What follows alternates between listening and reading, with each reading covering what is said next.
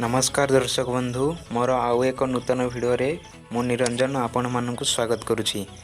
तो आज भिडियो रे आमे जानिबा जे किपरि आपण एक एलईडी बल्ब को बैटरी माध्यम रे जलाई परिवे। से जेकोसी बैटरी हो, मोबाइल बैटरी हो अथवा टॉर्च बैटरी हो। तो यह को रिपेयर करिया को हेले प्रथमे आपण एलईडी बल्ब को एई भली खोली दियंतु। लोकल एलईडी बल्ब यह होची लोकल एलईडी बल्ब। यह खोली सारला परे आपण यार जिते भी ट्रांसफॉर्मर की कैपेसिटर जहाँ भी अच्छी सब काढ़ी दिंतु। काढ़ी सारा पर प्रथमे आमको जानवा पड़ो जे यार फिटिंग विषय रे।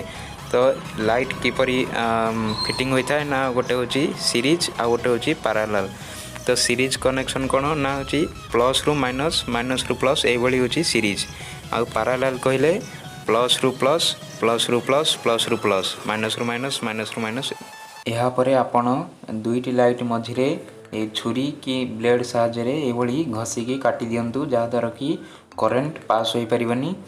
तापरे दुईटी लाइट्र दुई साइड रे आपण ये ब्लेड साहाय्य घसी दिंतु जहाँद्वारा कि तंबा अंश देखा। तो तंबा अंश देखाला परे सही जगह सोल्डिंग कर दिंतु। ये सोल्डिंग कर सारा परे प्लस को प्लस, माइनस को माइनस जॉइन कर दिंतु। पैरेलल जॉइन करंतु। प्लस जेते प्लस अच्छी सब प्लस को प्लस, माइनस को माइनस ये सोल्डिंग कर दिंतु।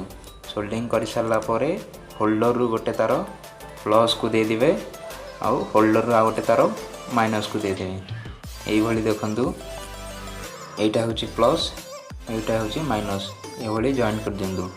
देखंतु हमर फिटिंग सरी गलानी, सोल्डिंग सरी छि।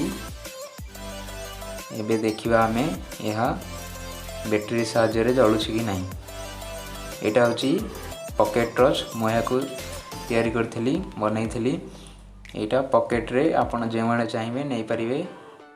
देखंतु बढ़िया जलुछि। यदि ये वीडियो देखि नांती मु डिस्क्रिप्शन रे लिंक दे देबी, आपण देखि परिबे। या को किपरि आपण बनैबे यार वीडियो मु लिंक दे देबी डिस्क्रिप्शन रे।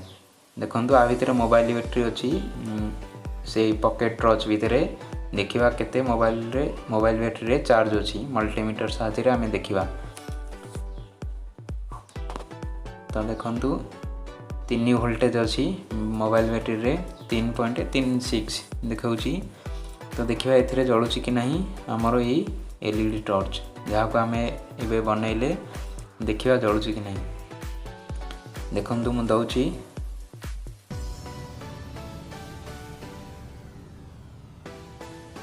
इटा एथिपाई जलानी कि कारण एटा डीसी माने प्लस माइनस उल्टा देवा देखिया जलुछि कि नहीं। आ बहुत बढ़िया जलुछि।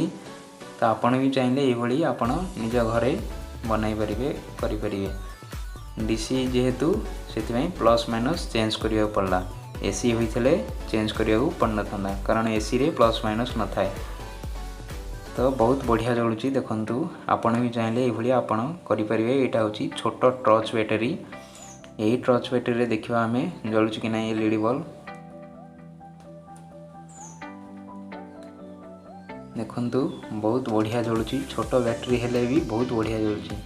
तो वीडियो जदि भल लागुछि लाइक करंतु। आमे आउ थरे भेट होबा अन्य एक वीडियो रे।